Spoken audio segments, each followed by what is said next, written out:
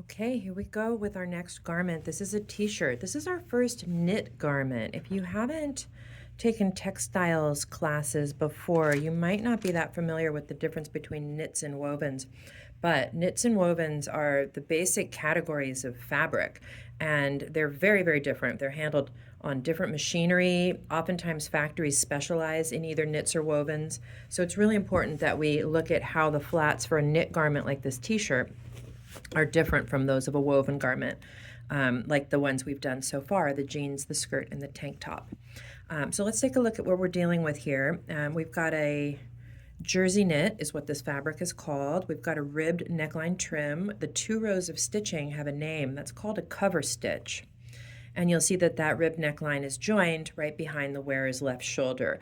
Oftentimes, anything that we've got to kind of deal with, we want to put it in an inconspicuous spot. It lands on the wearer's left side or just right behind it like that.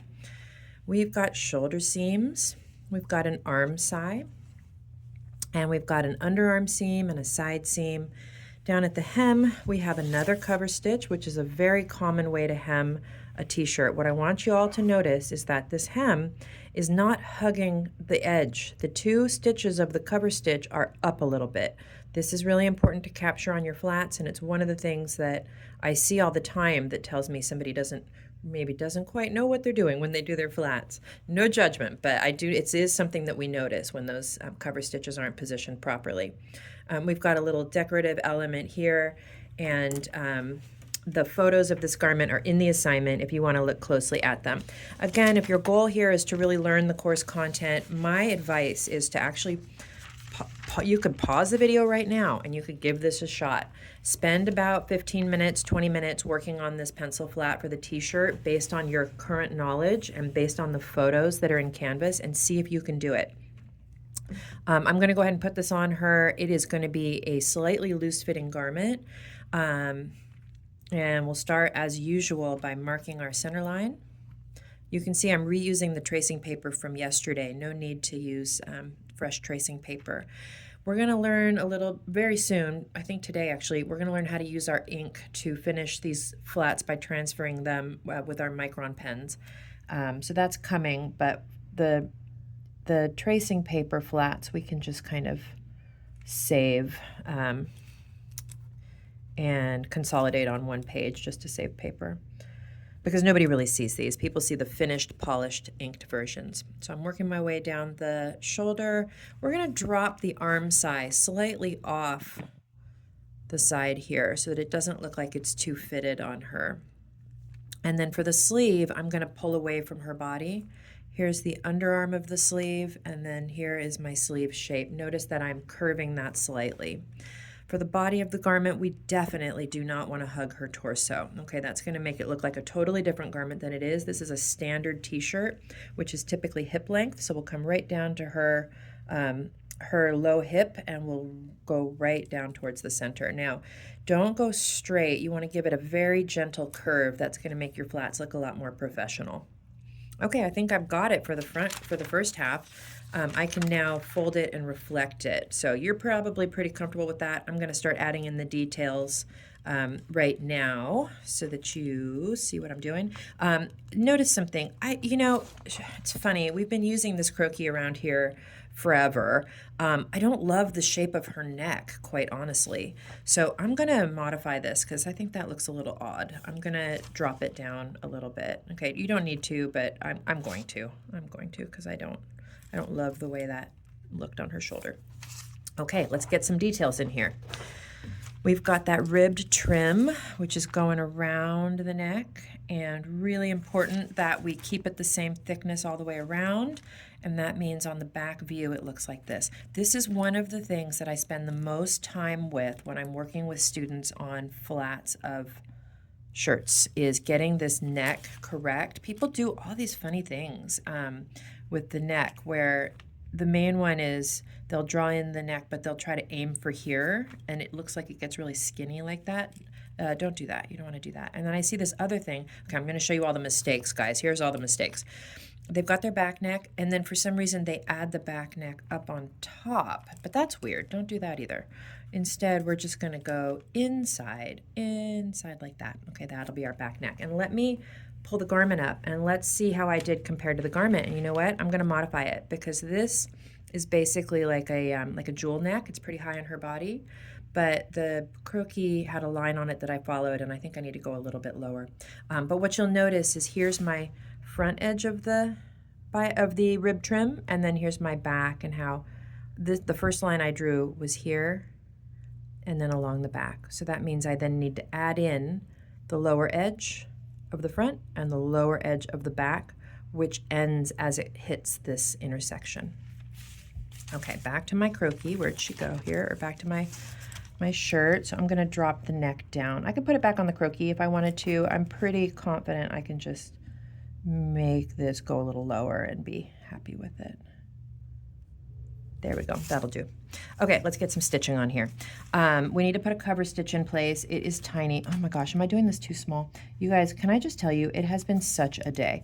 The technical challenges, it's all good though. I've got it. I'm gonna sort it all out. It's just so many little things like amount of storage available, Wi-Fi speed on campus. YouTube is kind of like, who the heck are you?